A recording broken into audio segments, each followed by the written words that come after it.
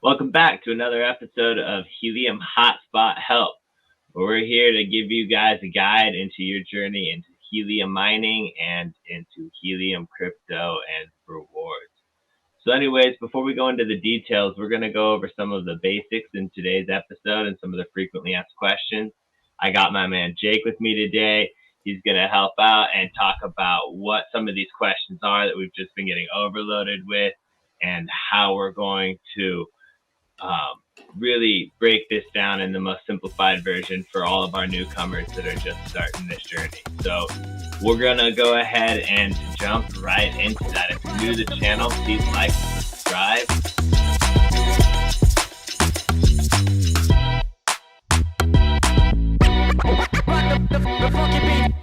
But with all things being said, I think we should go ahead and look at what some of these questions are. So Jake, what are some of these frequently asked questions we're being bombarded with? Right on, Al. Well, thanks again for having me on. Really appreciate it. Helium Hotspot Help podcast episode number 2. And I've been getting hit with a lot of basic questions. And instead of answering these questions individually, I feel like we should just go over a few of them. And you know what? They are very basic. Excuse us for those that are more advanced, but the foundation is very important when it comes to something that can be complex. So first questions first, what is the Helium Network and how does the hotspot work and what does it power? Right. Yeah, a lot of those common questions. And I feel like I get those all the time as well. With Helium, it's global. It's a distributed network of hotspots to create public long-range wireless coverage for IoT devices. And Jake, I know we've tried to explain IoT devices to people. It's a term we're going to hear a lot about, but we're going to just kind of brief over that for explanatory reasons. But hotspots mine and are rewarded in HNT or Helium token, the native cryptocurrency of the Helium blockchain.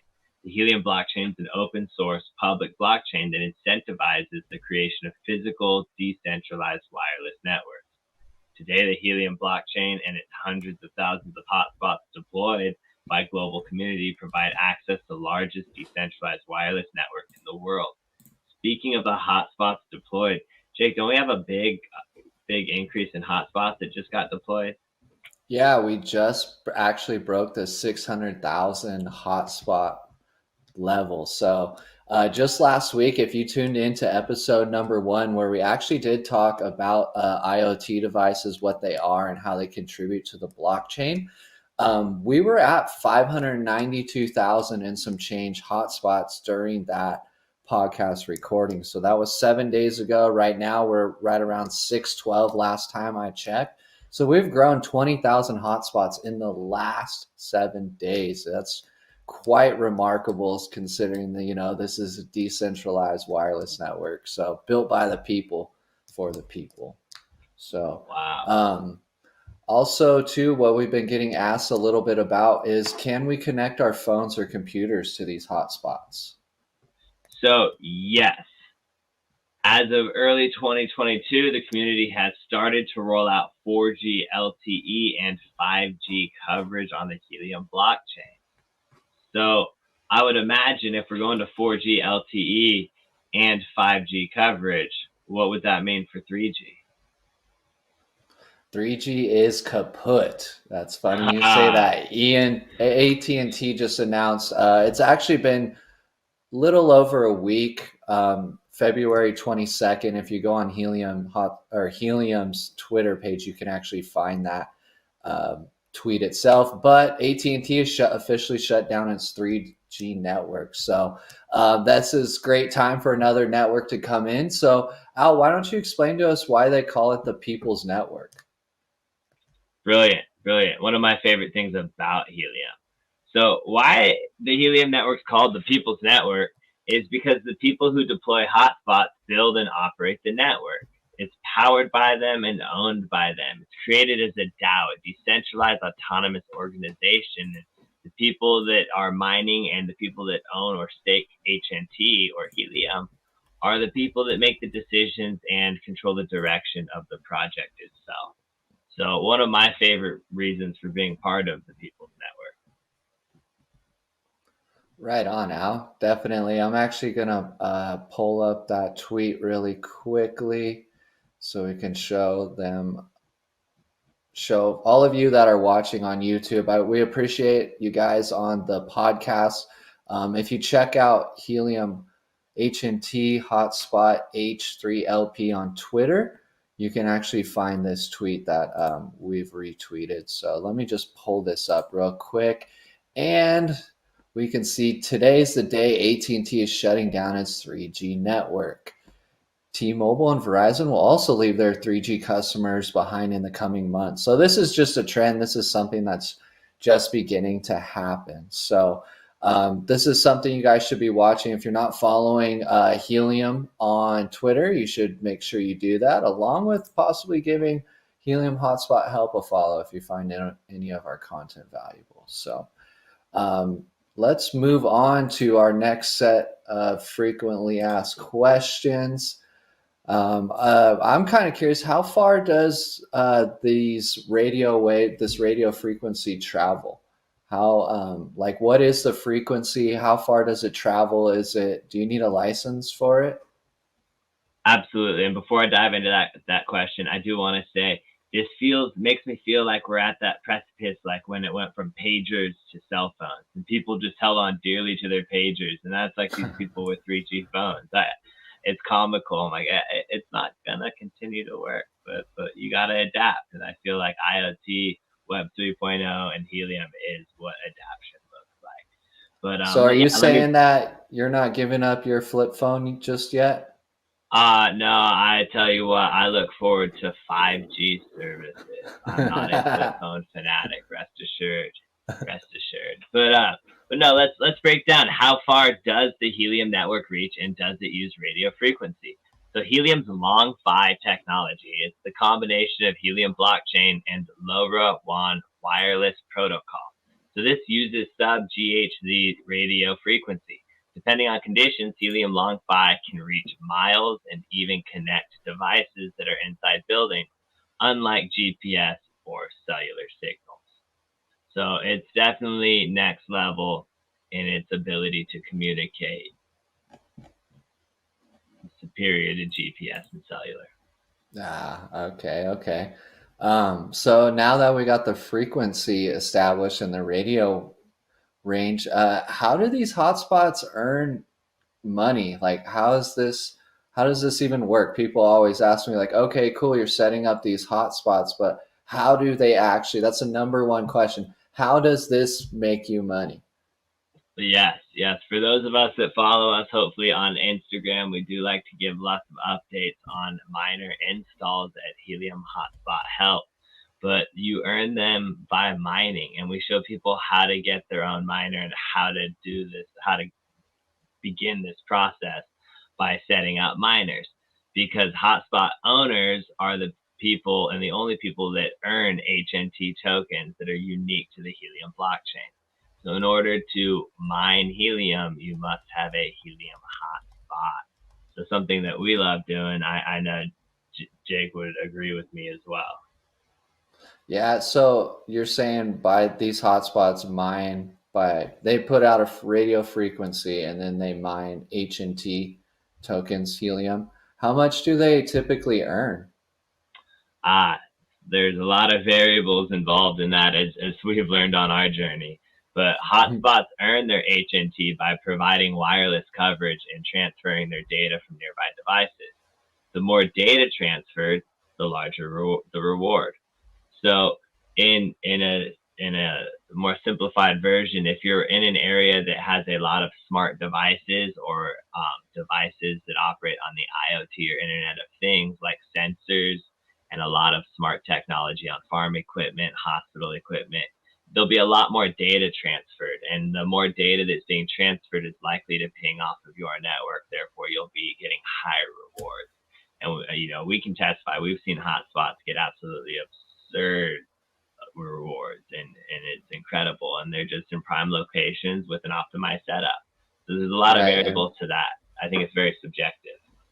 yeah, it is. Also, too, there's a lot of variables and things that constantly change. Like month you might be in an area that have a lot of IoT sensors, and the next month they're not gone? Is that because the seasons change?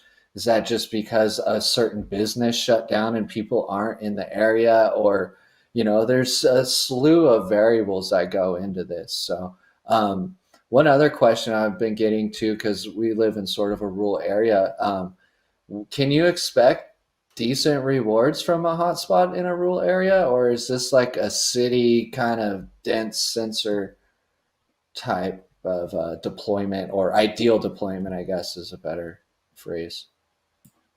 So I mean that's a great question, and I mean once again, there's a lot of variables that go into place. We are in a rural area to some extent ourselves, and have had some of that battle. Um, let me I would say it's best to have at least one or two other hotspots within radio range, and ideally six packs. So when you want to build them in six packs, because in order for a complete data packet and the entire communication is fastest and can be operated fastest if it can ping as a challenger, a validator, a witness, and so on. So as you guys get into this journey, we will break that down more for you later on. But pretty much, if you have at least two other hotspots within radio range of you, oh, so that you can participate in proof of coverage challenges to earn HNT rewards at a higher rate. If you are the only hotspot in your area, you can still earn HNT if your devices use your hotspots by initiating the challenges. HNT is distributed based on these economics. So there, my apologies for the extra acoustics in the background. I have some excited wolves. I definitely, Jake, why don't you take it away? I'm going to mute myself so we can get some resolution here. No problem there, Al. We love animals here at H3. So here's something I wanted to show you guys earlier. This is what I was talking about last week. This is our video over here on YouTube, Helium Hotspot Help. This is podcast number 1. So you can see right here, when we made this video 7 days ago, we were at 592,491 hotspots. So we were 8,000 or 7,500 short of 600K. And where are we at today? Well, we are right here at the 612,000 hotspot range. So we've gained over 20,000 hotspots in the last 7 days. So this is pretty amazing. This is really exciting that the network's growing this fast. We definitely need proof of coverage. I don't know, Al, can you speak from your experience? How has it been setting these hotspots up? Like, how's the journey been from the very first one you set up to the 20th one you've deployed? If I had to pick one word, I would say fun. But journey would be a great description for it. It's been a learning process. It's been a lot of fun. It definitely wasn't as easy as I anticipated as a sort of plug and play. There's a lot more specifications and customizations you can make that can increase your potential. And you almost never know if it could be better. So you find yourself tinkering with a lot of different variants and possibilities trying to optimize. So it's been fun and getting more and more running, and you start getting a rhythm, you start understanding fleets, you start understanding a lot more about the network and how to optimize your placement. And to be all honest, to give people a sneak preview, the CBRS and 5G world is pretty epic as well. So I'm excited to break that down. But that's for a later time. We're talking Helium specific. Before we leave that topic real quick, what's one word advice you could give for somebody deploying their very first hotspot? What's that one pro tip that you're like, man, I wish I would have known that from the very beginning?